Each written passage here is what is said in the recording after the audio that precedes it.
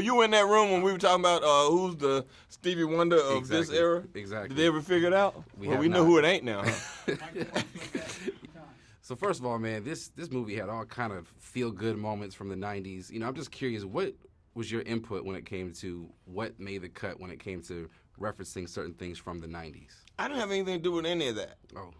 Very little. I mean, my only real reference point in that was, the speed of the computer. We talked about that, when we were out there in that little back house. What was happening when you put a floppy disk in the computer? How long did it take? And Absolutely. Any of that. And, Blockbuster, having a laugh about that, knowing that usually by the time I got there, the movie I wanted to get was already gone.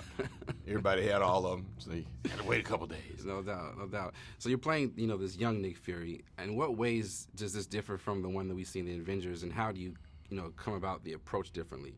Well, he has no chip on his shoulder. He doesn't know that there are people from the universe.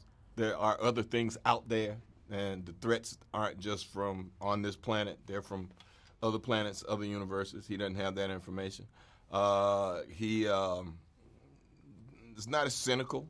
Mm-hmm. He still has a sort of lighthearted look, and he can crack a joke, and everything doesn't have a veiled meaning to it. For sure. What was it like working with Goose? Obviously, this is a real cat that we're seeing on, Well, that was actually 4 of them, but wow. we actually, one of them worked a lot more than the rest of them. His name was Reggie. Reggie did most of the work. He was pretty well trained, but everything, they're all snack oriented. Yes.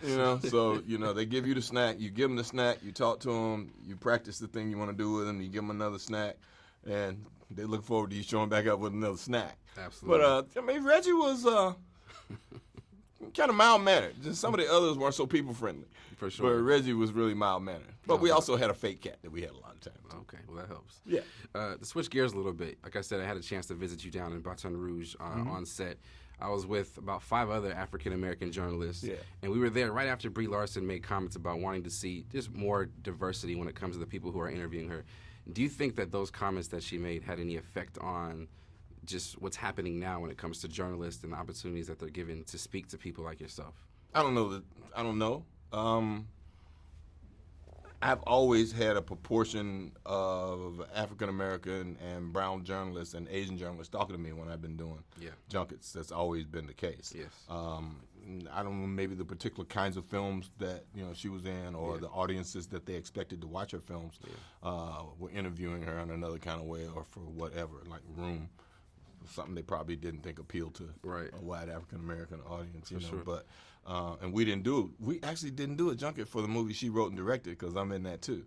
But Marvel is way more inclusive and bigger, and it was it was kind of awesome to walk in that room that day and see all you guys sitting in there. Yeah, it was special. It was special. Sitting back there in that kitchen, especially since it was supposed to be LaShawna's house, which was almost like, all her cousins came over.